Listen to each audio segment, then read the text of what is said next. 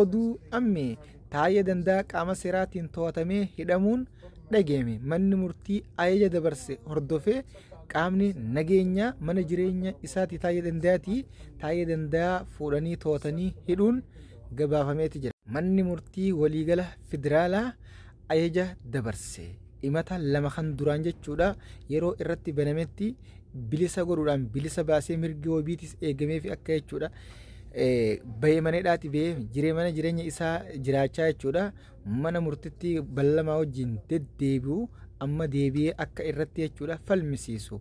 Manni murtii waliigalaa federaalaa ajaja dabarseen akkasuma qaamni seeraatis to'ateeti jira. Amma taayyeen hidhaa lama darratti deebi'ee jechuudha. Ani guyyaa muraasaa duraan koomantii maxxansinni maxxansu irratti taayyee akka kun sin baasu taayii mana jechuudha. Jeetiin dubbachaa ture. Amma jechuudha warri miidiyaa dhugaadha hidhamuu isaa hordofee akka malee sagalee taa'aa jiran baay'eedha. Sagalee ta'uufin gallakkifamuudha qaba. Ammallee mirgi wabii eegamuudhaaf qabaaf garuu mana murtii waliigala federaalaatu amma jechuudha akka mirga duraan jechuudha gartee miti himata duraan irraa bilisa godhe mannummaa murtii qorannoo waggeessin irraa bilisa godhe akka deebi'ee irratti falmisiisu ajajee jechuudha. Kana jechuun ammaan tana hidhaan lama taatuni tan adabbii waggaa hanga silaa hidhamuun illee isa murtee irratti jechuudha murtee dabarsitu ta'uudha danda'a akka yaadatti beekaa jechuudha seera mana murtii waan beeynuuf. Ammoo hidhamuun isaa kan ammaan tanaa keessattuu maxxansa inni miidiyaa irratti jechuudha maxxansaa jiru hordofeeti beekamaadha. Kan ammoo Jawaar Maammadoo maal jedhe asirratti jechuudha innis sagalee amma ta'uu fi eegalee jira taayyeedhaaf waliin gaa qabsoo gaggeessaa jiranii haa ta'u garuu kana hordofuudhaan maasee jechuudha eenyuma kana ogeeyyiin fayyaatis baay'een jechuudha.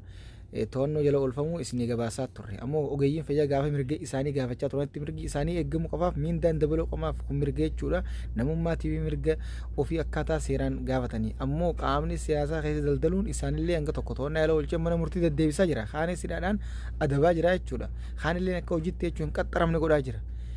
Kun maaltu ta'ee yoo inni ilaalle dhugumatti qaama qalbii jechuudha waaxiin dhaltuun akka hiyyummaa tokkotti akka nama jechuudha waawwatu tokkotti wallaalummaa wajjin waa hedduudha kan namaa galu haa ta'u garuu gartee miti hooggantoota keenya rabbi tokko haa godhu. Sagaleen isin taa'aa jirtaniifis baay'ee bareedaadha jechuudha. Paartii isin ati utubteetu arraan tan ammaas deebi'ee lamada siidhee duraanis hidhameetu ture taayyeeni hidharraa duraanuu jechuudha akka sodaa hin qabnee fi biyya keessa taa'ee falmaa godhaa ture jira jechuudha. Haa ta'u namni jechuudha garuu sagaleen teessan guyyaa lama dhuga waliif himna sagaleen jechuudha isin miidiyaa kanarratti taatan Lammaa Magarsaa kan Oromoof qabsaa'ee waggaa meeqa qabsaa'ee caljee jechuudha inni maxxanee dhokatus ifi jechuudha uggura biraa jala seenus guyyaa tokko ni iyyaafachaan jirtan isin galee kanaaf taayyeedhaas guyyaa arraa fi boru bichaadha ajandaan biraa dhufnaan giri jettanii tam hasaa dhiiftanii kara biraa kuttan inni hidhaa keessa taa'aa jechuudha. Kanaaf ammoo ammaas jechuudha himanni irra baname kun akka jechuudha qaama seeraatiin akka jechuudha qoratamee mirgi isaa eeggamuuf asuma jechuudha gaafanne nuti nama tokkollee hidhaa isaa hin barbaannu waan ta'eef. Kanatti aansuudhaan meeshaan yookaan tasaaphiin meeshaa jechuudha dukkaanotaatiif kanneen fe'atee gara Tigraay keessaan gara Eltiraa deemaa jiru jechuudha. Mootummaa naannichi pirezidaantii naannichaatiin dhoorkamuu akka gadi hin dabarree isinii gabaafneeti turre amma immoo jechuudha gallakkifamuunis dhagahameeti jira. Meeshaan tun akka kotarbaanditti kan ilaalamte yoo ta'u qaamni dhimmi ilaallatu qaamonni federaalaa jechuun itti gaafatamaa federaalaati wajjin haasa'uudhaan akka jechuudha meeshaan gara Tigraay jechuudha gallakkifamtu dabartu taasifameeti jira. Mee jiddumaan jechuudha mallattoo gurraatti harka mirgirtoonni tuquudhaan subscribe godha. Ammumaan tan jechuun maatii keenya ta'a nuti oduulee dhugaa qofa tan qaama tokkorraa bilisaa tan paartii kan deeggarre bichaadha isin biraan geenyaa jechuudha.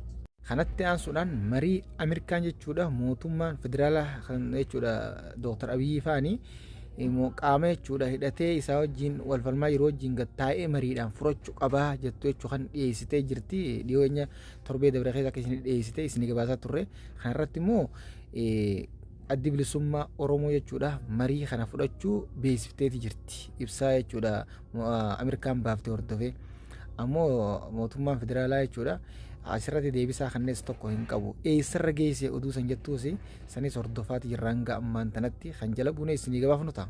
Nuti immoo akka Oromootti hooggantoonni Oromoo silaa waliif galee hawaasni Oromoo tokkummaadha qaba ammallee tokkummaa qaba duraanis tokkummaa qaba borullee tokkummaa inni qabaataa jechuudha. Kanaaf hooggantoonnummaan qofti walii galuudha fedhiin teenya guddaan rabbi waliif haa galchu. oduun biyya keessaa qabanne kana fakkaataa kara oduu biyya alatti isin dabarsina. Balaan lola'aa Naayijeeriyaatti jechuudha mudatee gara lubbuu namoota 700tti tilmaamtu dabarseeti jira. Lubbuu namoota 700 oliitu jechuudha du'ee jira. Kun baay'ee nama gaddisiisa. Kun balaa lolaati. Lolaa jechuun yookaan galaana ni beektanii galaanni kun kan roobaan dhufe ta'ee hawwannaas ta'a. Galaanni jechuudha lolaan dhiyootan jechuudha Naayijeeriyaa keessa mudatee akka malee miidhaa dhaqqabsiisaa jira jechuudha. Kaleessa immoo namoota 200 du'ee fi akkasuma akka dabalaa namoota fixaa deemu jirus himamaa ture. Har'aas nama gama 700tti lakkaa'amu jechuudha fixuu ministeerri biyyattii gabaaseeti jira. Qabeenyi hedduunis manca'eeti haalli hama ammaan tana Naayijeeriyaan keessa jirtu akka naannicha lolaan mudatetti akka malee jechuudha yaaddeessaa ta'uu himamaa jira.